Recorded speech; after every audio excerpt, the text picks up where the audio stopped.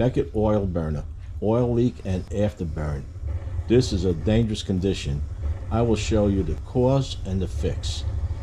If your Beckett oil burner is leaking oil or the flame continues burning after the shutdown, this is called afterburn. This video breaks down exactly what's causing it and why it is dangerous. In this video, I'll show you what causes the afterburn in the Beckett oil burners, how an oil leak can keep fuel flowing after the shutdown, common issues like low oil pressure, worn pump seals, delayed ignition, and nozzle problems, why burners without an oil solenoid valve are more prone to afterburn, what to check before calling the service tech.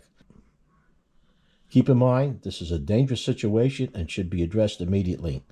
Now, let's get to work. We can see where this is leaking from. Besides the oil on the floor here, oil is all over here. See all this oil and dust? Here's a quick tip. If your boiler is by your washroom, in the garage, any place that's dusty, you want to go check it from time to time, because this is sucking in air. And whatever dust is in the area it's sucking in to the burner, it's going inside, and that's going to cause all kinds of problems.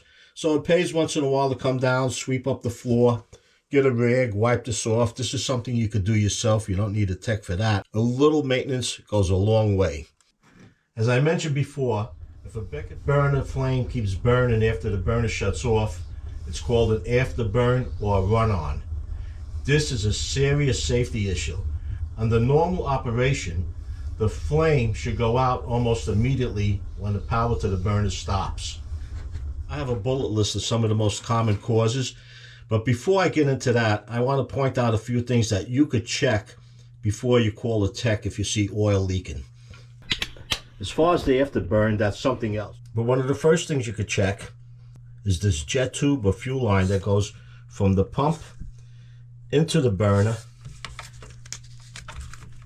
into this tube that goes to the nozzle, and that's what feeds the flame. This may be loose. You just want to give it a little snug. You don't want to over tighten it because it's a flare fitting there and you could crack it. And if you crack it, it will leak. So you could check it right over here where it goes into the burner, and check it right over here where it comes out of the pump. All you have to do is snug this down. That's it. I want to mention this, and I do this in most of my videos. I am not a tech. What I'm showing in this video is how I go about checking out these projects and working on them.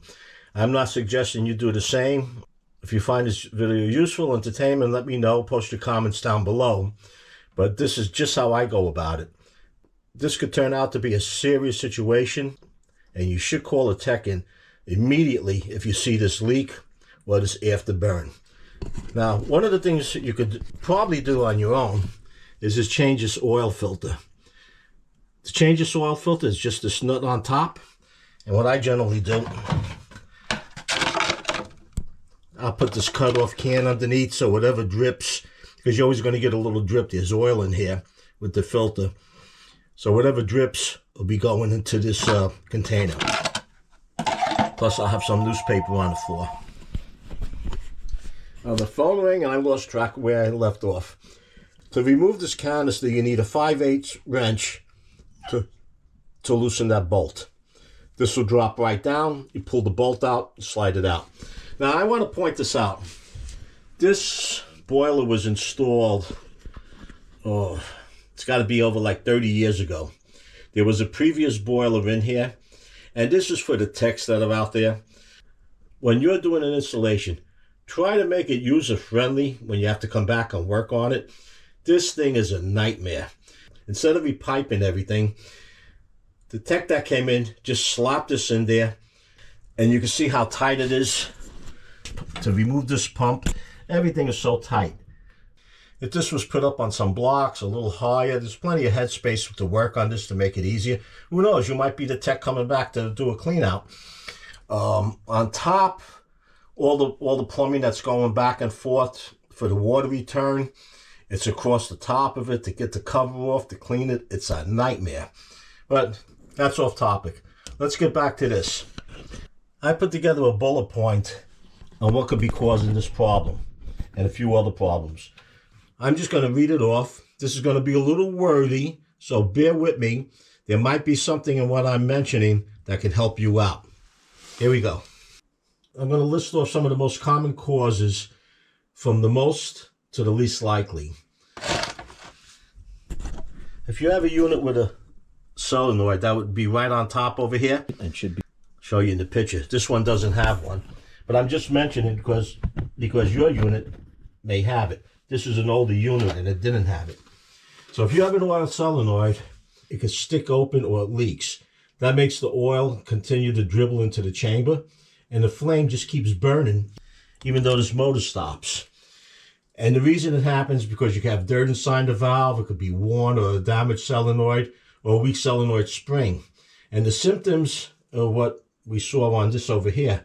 The flame continues to burn for several seconds. This one I timed it for over a minute one time. You could get puff back or smoky shutdowns, which we saw on here, and a delayed ignition on the next start.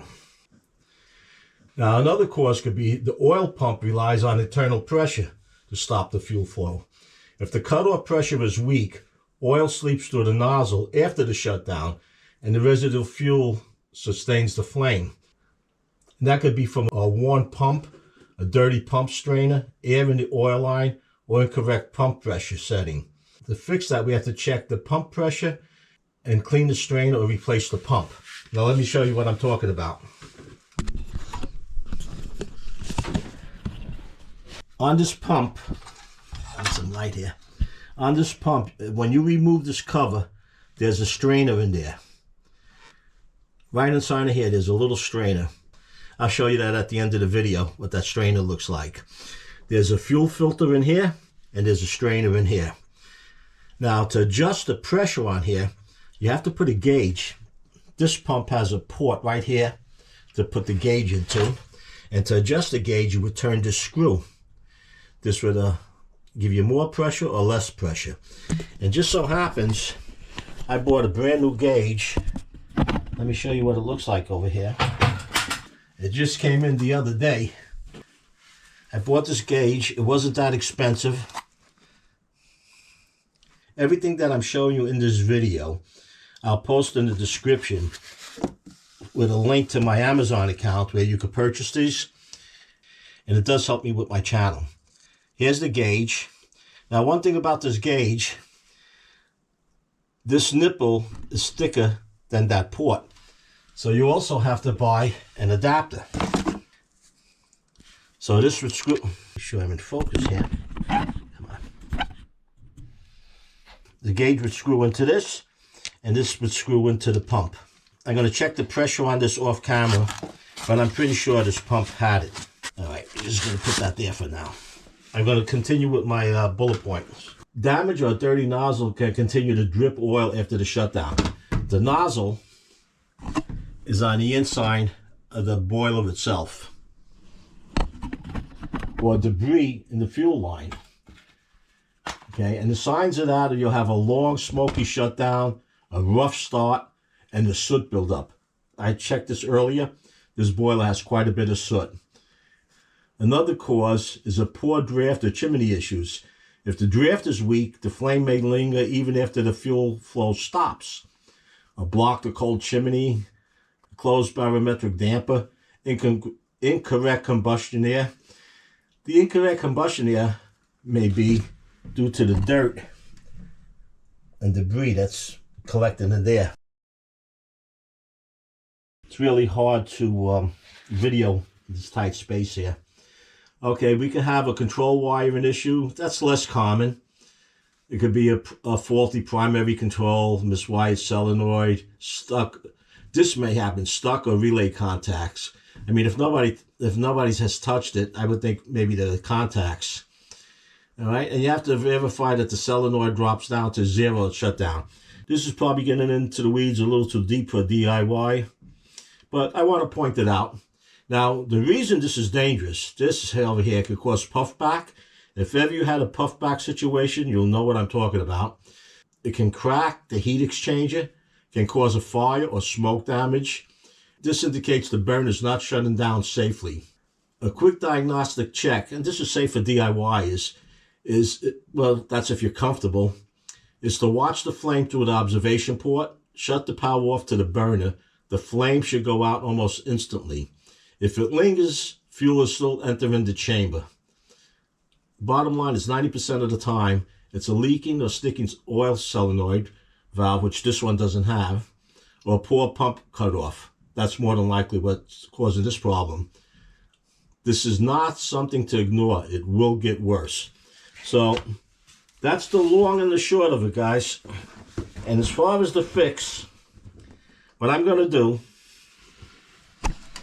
and I'm going to do this off camera. I already knocked this camera over twice. I'm going to clean all this up over here.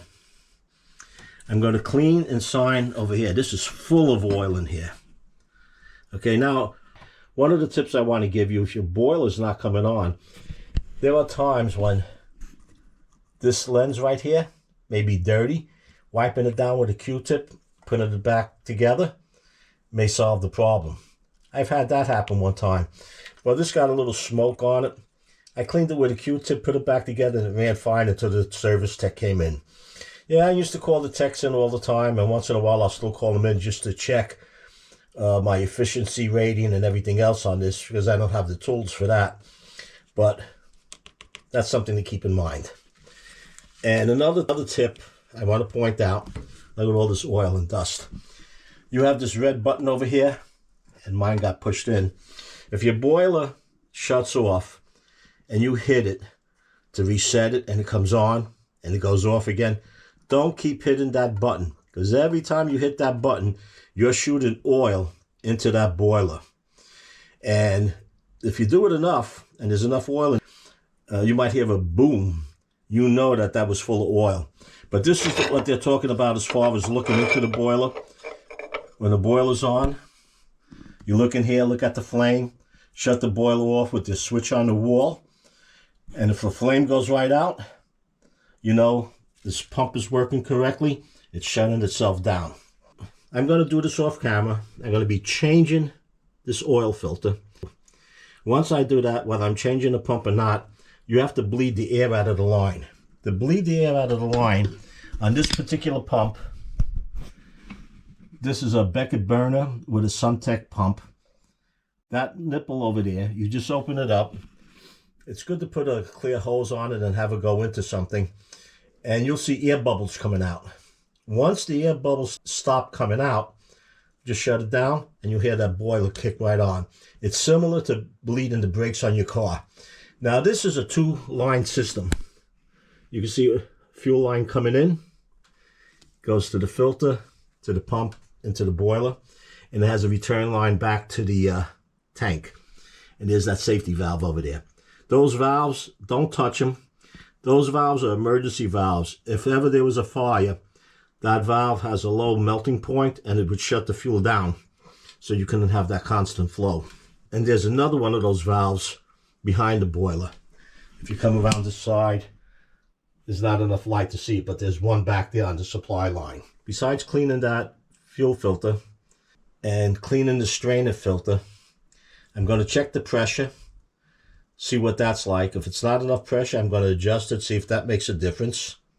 And I'll also open this up. I'll pull out the nozzle, I'll clean the nozzle, put it back, and this boiler needs a clean out. Like I said, there's soot in there. This has a faceplate over here that I took off. To clean this boiler, these 4 bolts have to come out. You vacuum it out in here on this particular boiler. Some of them are nice, they just open up. This one isn't like that. This one's a real hassle. This is a peerless boiler and it's a hassle to clean.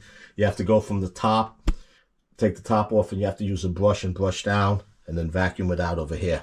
So that's where I'm at right now. Once I'm done, I'll be back to show you whether this is going to run or not. And I will do a separate video changing that oil filter. And if I have to replace that pump, I'll do a video on replacing the pump. I bought a new one. I have it with me just in case.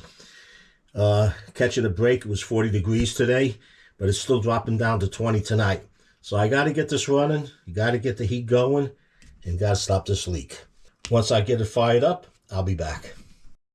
I ran into a little bit of an issue trying to use this pressure pump. I can't get it into this port because of this fuel line. I took this fuel line off trying to get that gauge in there, but I couldn't bend it to get the clearance that I needed. This fuel gauge, there is another set that comes with a longer nipple. That would have worked in here. Or if you had a hose for it. So I proceeded just to go forward by changing that filter, and I have a separate video for that. It's a short video. And changing the nozzle that's in here. That'll be another short video. This video is getting a little long. And I was pleasantly surprised. I just missed the cycle, and I'm going to wait for this to come on again. Where this burner is coming on, and when the power goes off, the flame dies right out. Also, I'm not getting any fuel leak under here. I had this cardboard under here. It's going on about 27 hours. This little bit of oil was the residual oil that was in here already. I didn't get to the bottom. I didn't pull the squirrel cage out. I cleaned going in, but I didn't put this cage out. So I just want to show you that this burner is shutting off. I'm going to wait for the next cycle. After that, and I'll do another video. I didn't change that pump, but I told you I would show you what the strainer is on that. I'll have another video. I'm putting these videos together. I'll have a little playlist just on this work that we did tonight. So you don't have to watch a whole video. You could just check the parts you want to see. I do have an old pump that this one replaced. I'll pull that one apart to show you what that strainer looks like. I mentioned that earlier in the video.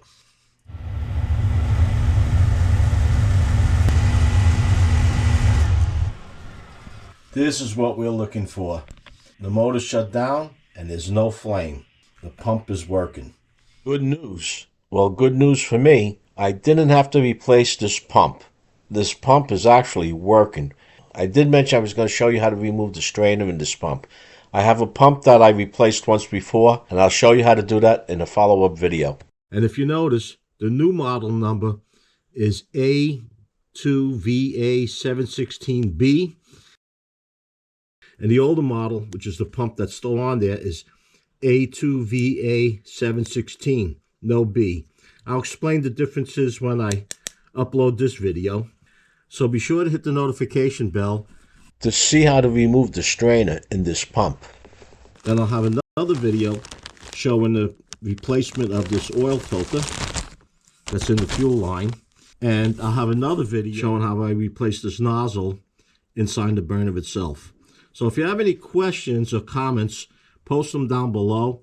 I'll answer them to the best of my knowledge. And if you enjoyed the video, give it a like. It does help. And if you haven't done so already, subscribe. Hit that Josie icon. And again, not to miss my new videos, be sure to hit the notification bell. Until next time, stay warm and be safe.